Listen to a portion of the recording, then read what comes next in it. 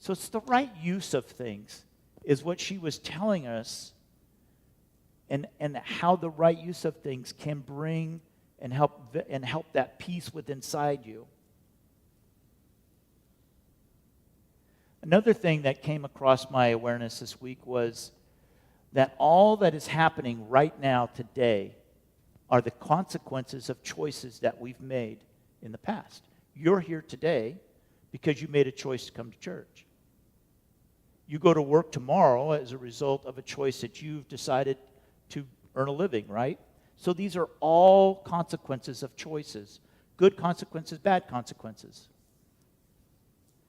Past choices, or our thoughts or feelings or decisions, are another thing. Like, we can become overzealous about something. We can become, it just seems like within the last couple of weeks, I've had numerous people reaching out that are either going through depression or they're going through a difficult time, feeling isolated. There's a lot going on.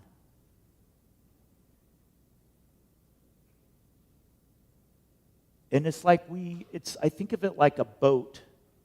As we are in this moment right now, we are cutting the wake. Like, we're cutting through the water, we're cutting to the flow. And what's left behind us is the wake of things, right?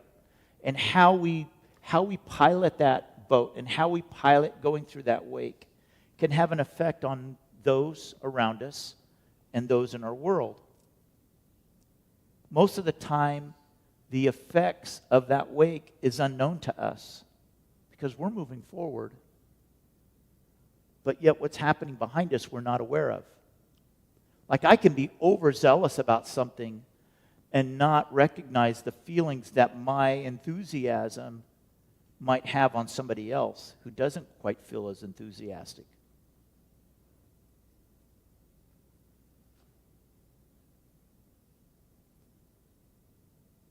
Can we control our wake? We can, if we're responsible with it.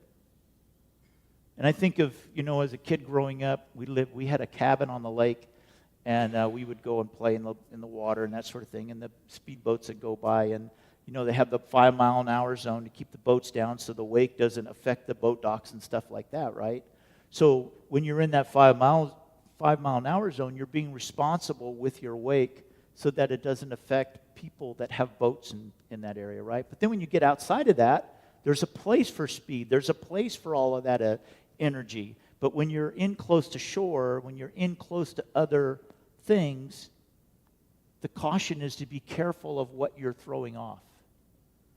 And so I've thought about, what is my wake? What is it that I'm presenting to the world? What's happening behind me as I cut through and do some of these things? Are my loved ones being cared for? Are my loved ones being hurt by maybe some of my actions or some of the things that I'm going through that I'm not handling properly?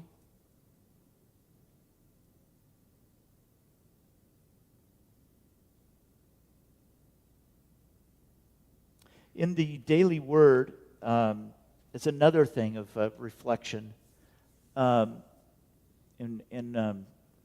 only have a few of them, but I'm going to be ordering more so that a daily word is available to everyone. Because I think as we are reading those, I know people that are not necessarily spiritual people that read the daily word because of some good that they get out of it, something positive they take out of it every day.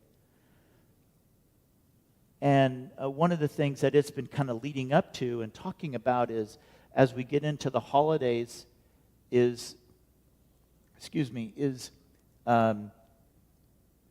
being cognizant of the busyness and the stuff that we're going through, right? And I just find it interesting that every morning, again, as I read the daily word, I am reading something that thousands, if not millions of people are reading as well. Just that one little thing that is a positive, take that positive. Then the other thing that occurred to me was the different conditions for peace. Now I likened it to call it that conditional peace, right? So in the reading earlier, it talked about having peace, but not having the peace being a result of having things taken out of our lives or sticking our head in the sand to be peaceful. So you can have there's a condition to it. At times it may be necessary. I've shared on Facebook that I have a practice now that I limit my news to very little today. Because I just found there was just anxiety with it, additional stress. And I'll recognize that people are selling me on that stress to get me to watch more of it. Everybody's shaking your head. You guys have already learned this lesson. You should be up here. But I also found, and I think I might have, if you're friends with me on Facebook, I think I shared this. I've also found a YouTube channel where a guy talks about all the positive things that have happened in the month. And that has been amazing because I didn't realize that all these positive things that are happening in the environment, in education, it's like, well, why am I not reading this every day? Why am I not paying attention to that? So that's now part of my practice. But not necessarily conditioning. I'm not sticking my head in the sand, but I'm guarding. The Daily Word talked about guarding our peace, right? Is guarding that, right? And I think it's like if we can relate to this as parents with our children, of wanting to protect our children. We want to guard them to being able to, maybe we're having an adult conversation about something, and we know that our kids are not at emotionally prepared state to hear that conversation. So we take that conversation into a different room because we know that our children aren't ready. I think God wants us to do the exact same thing. Spirit wants us to do the exact same thing. There are things right now that I am not in a good place to sit and listen to or watch. I recognize that. I don't have to be.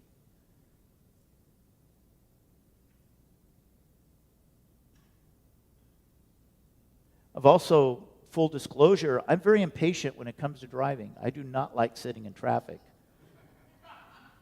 Now, this isn't new because I learned when I turned 16, my dad moved to Southern California,